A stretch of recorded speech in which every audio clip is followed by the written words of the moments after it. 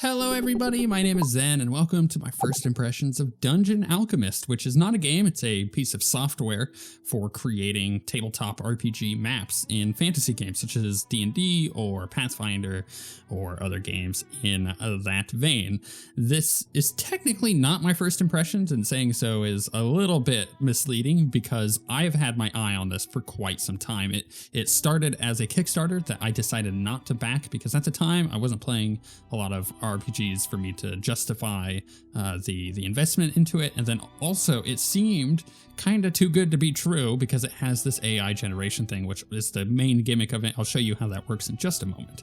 But I decided not to back it, but now that the game is on early access and we're seeing that it works the way mostly as advertised, I'm confident in being like, let's take a look at this. But I do have to do a bit of a disclosure. This key I did receive for free, but I, again, have been having my eye on this for some time. So there's no conflict of interest there. This is something I was already going to eventually get. So let's dive in and see what this is about. So it first starts you out on this little plot of land. And at any point I could start a new map. We'll do that in a moment, but we're just going to start on this little thing. And the main draw for this is that you can create a battle map for D&D or any other fantasy game. Especially nowadays, if you don't want to play D&D, I think most people would understand that. You want to switch over to a different game. But let's go ahead and make a little battle map here. So we're in a little plot of land, so let's go with farmstead, right? Because that makes sense. Let's make a little farm. So the way that this works is we're just going to draw a box, just a simple little box. Boom. And it's going to generate a room. And look at that. We've got a whole little room generated for us. This is kind of nice. It's like a little storage room. If we don't like the way that it generates, we can adjust that. We'll see that in just a moment. Actually, this is a perfect example. I don't like this, this room, so let's let the thing regenerate. Boom. Now we got like a little stove in there, or a fireplace rather. So let's expand this out, make the rest of our little farmhouse. It's actually quite a big farmhouse. And yeah, this is doable. But as you can see, the thing about this is it's like the door's back here. I don't want the door to be back there. Well, you know what we can do? We can grab the door and we can delete it and it will replace the wall. And then we can just go find a new door. Let's go with like a mansion gate. No, this is a little too, that's a little too much for a tiny little farmhouse. Heck, even that is a bit much. Let's just go with a general door right there. So as you can see, we've got a little farmhouse generated. If there's anything I don't like about this little farmhouse, I can go in and adjust it. So let's say, for example, what don't I like, actually? I don't like that this is here. This is that weird spot. So let's take this and we're going to move it to a different room. And I can rotate it around. I can move it off over here. I can even say like, hey, this little pot is kind of cool, but it's a little too small. I think I should be bigger. You can completely scale things up or scale things down the way that you see fit. Moves them around. It's like a weird carpenter thing here. You know what? Let's leave that. Maybe that tells a story of like who lives in this farmhouse, but at the same time, it is a farmstead and we don't have a farm. So let's make a farm. So let's draw something out, get a field generated. Not too happy with that. Why do we have pumpkins? Sure. Okay, that looks more like a pumpkin patch. That actually works, but I like that quite a bit. Let's go with that.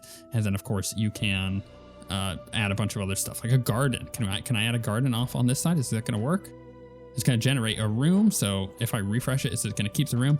Okay, so here's what we're going to do. We're going to get rid of this room and we're going to put a garden maybe off on this side of the house.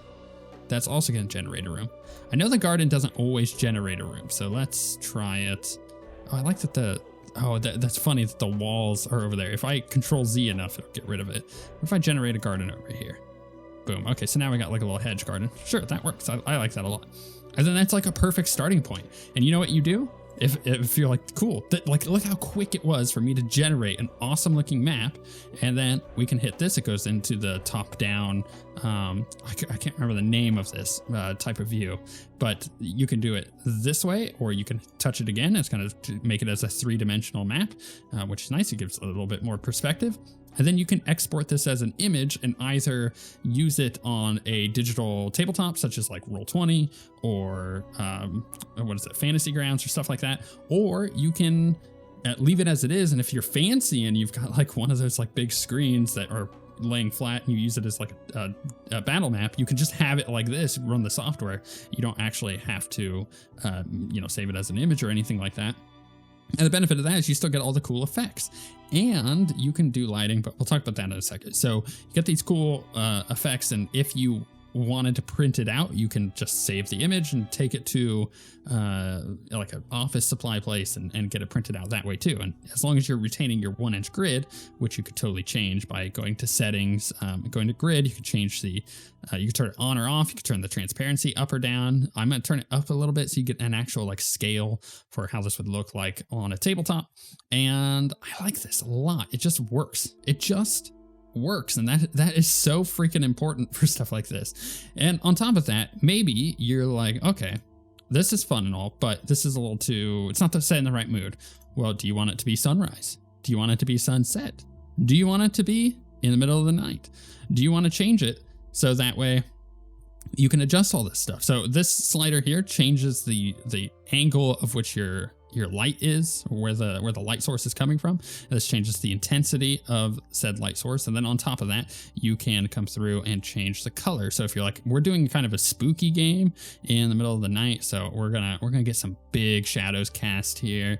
We're gonna make it a little bit darker. And then like maybe we would throw down, so like just go to objects and go to lights, and then, you know, maybe do some fun stuff with do we have like braziers, ceiling lights? Let's like add one out here and like dump this down and kind of give us more mood lighting outside and stuff like that. I love that. I think that this is so cool. I keep hitting escape by accident because I'm expecting to close the menu.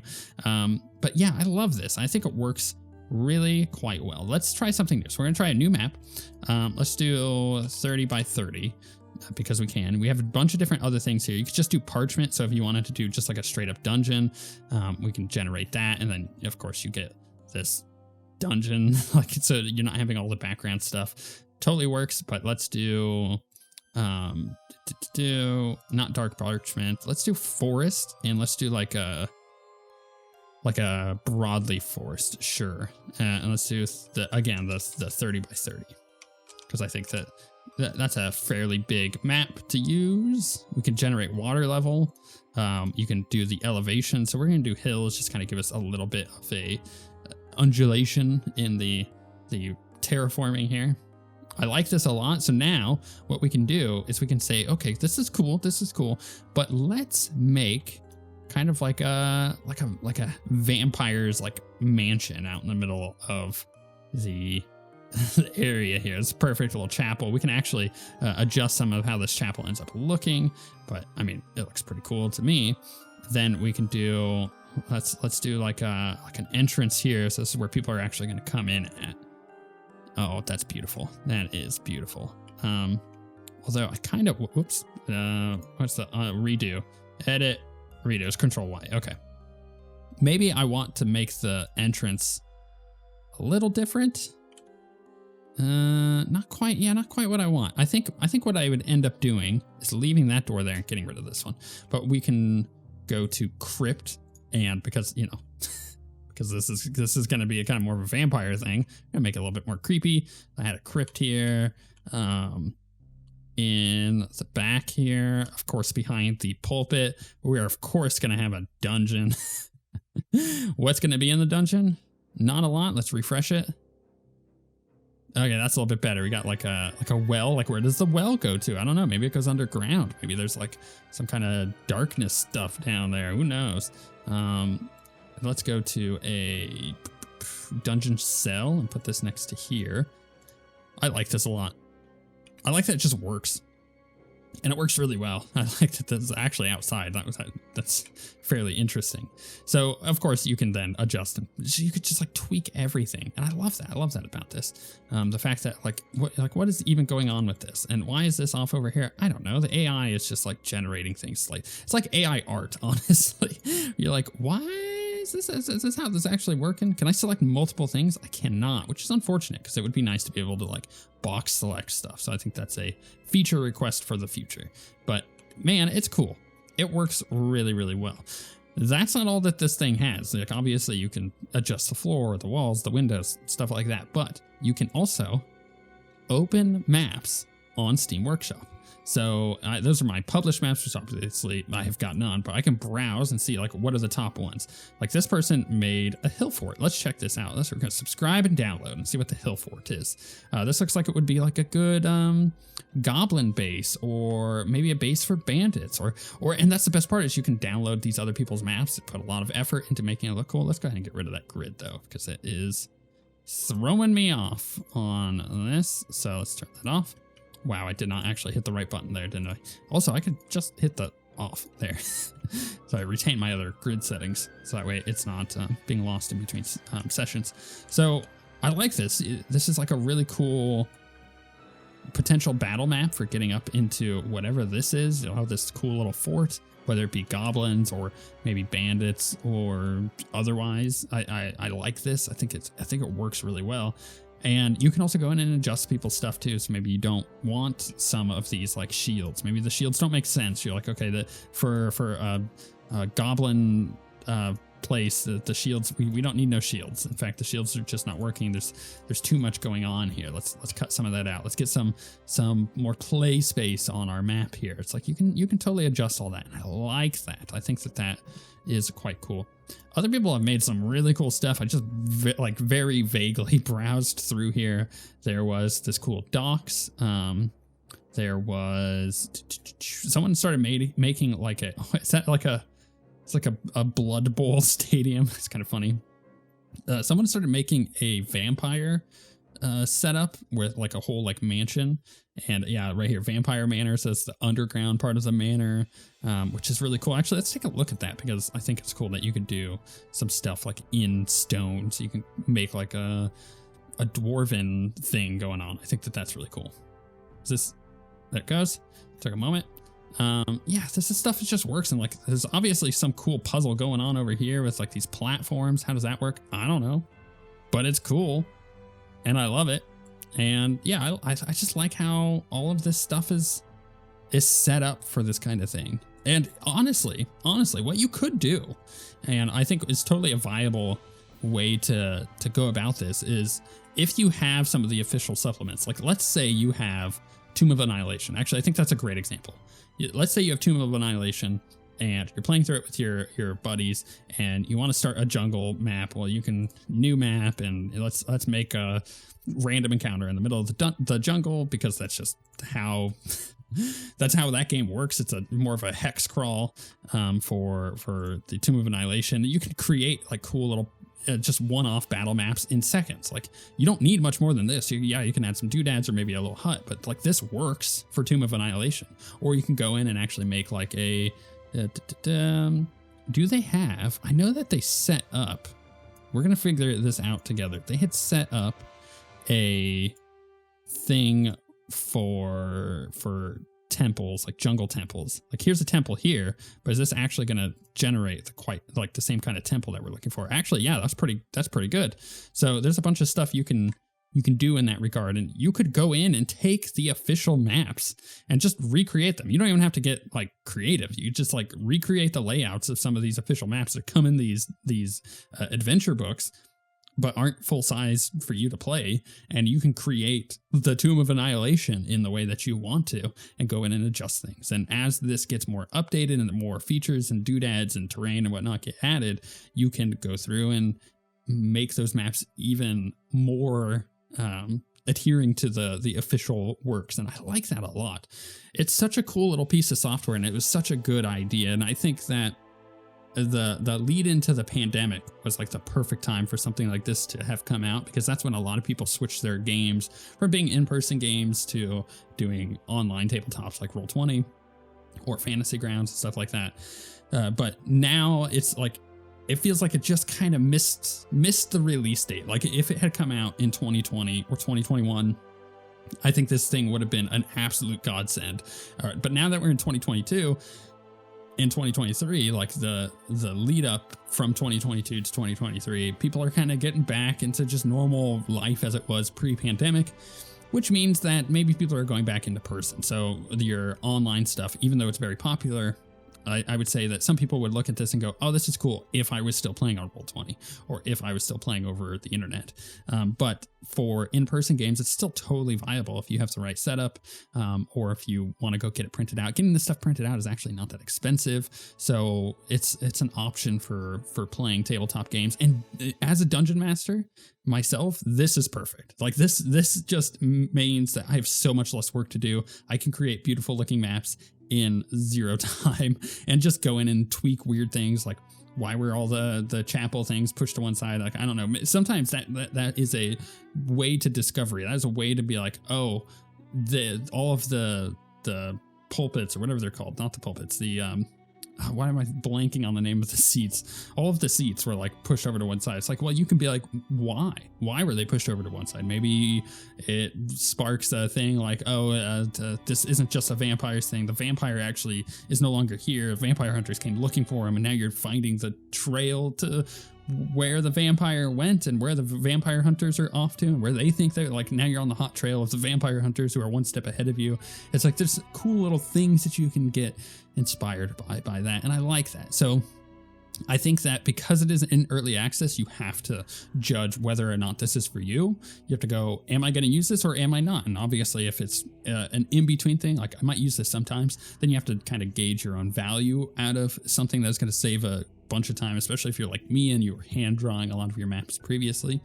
This just saves time and makes it really beautiful. And the fact that you have all the cool customization of the lighting and whatnot, or the terrain and changing how that looks, like there's just so many cool little tweaks here that other software in the same vein doesn't quite do what I want it to do compared to this, and this does it faster and a lot of times more beautifully, with less tweaking. And that is, like I said, as a dungeon master myself, that is an absolute godsend. And you'll know right off the bat if this is for you, and if it's not, what I want you to do is just take Dungeon Alchemist and just put a little earworm, right? Put it in your head. And if you ever get into tabletop RPGs, or maybe you are, but you're not a dungeon master, you're going to remember this for the time that you finally become a dungeon master. You're like, this is it. This is when I pull out the software and I start making really cool maps for my players. But thank you for watching. I want to let you know that I upload every single day. I do videos every single day. And if you're not subscribed, you're missing out, because I do a bunch of stuff. I do first impressions of other software and games, and I do playthroughs of different games. And I also do some tabletop stuff here and there. I run my own 3D printing business. Mostly that's like the main part of my workday, where I'm 3D printing miniatures and terrain and stuff like that. And if you're interested in that kind of stuff to amp up your maps or your D&D experience, I'm going to put a link to my shop down below where you can check that kind of stuff out. It's all either resin or FDM print. It's, basically whatever you can imagine is going to be on the shop. However, if you want more videos like this, like I said, you can subscribe. And if you like this video, like it, because it helps us get out to more people, which obviously will allow new dungeon masters to get involved in making their own maps in a very fast way. And of course, let me know in the comments what you think of this, because it's really cool.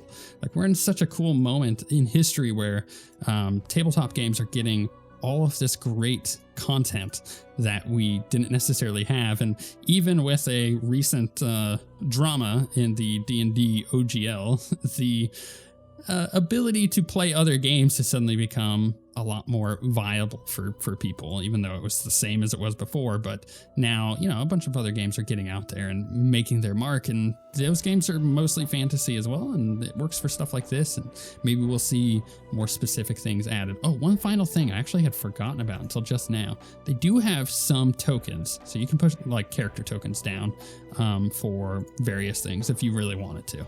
And the fact that that's going to be expanded upon, you can also have Hero Forge access, where you get your Hero Forge dudes put into the software. I think that's really cool, but that is totally not for me. But this kind of stuff is, and I like it. Again, I think that this is groundbreaking in a pun term, and not, because the way that new dungeon masters can get in and expand their tool set very, very quickly without fussing about in other software that doesn't work as well, or drawing maps if you're not that creative. It's just, really, really good. And I could say that this is going to mean that the more people that get into this kind of thing means that the hobby is going to expand even further. With all that being said, thank you very much for watching, and we shall see you all next time.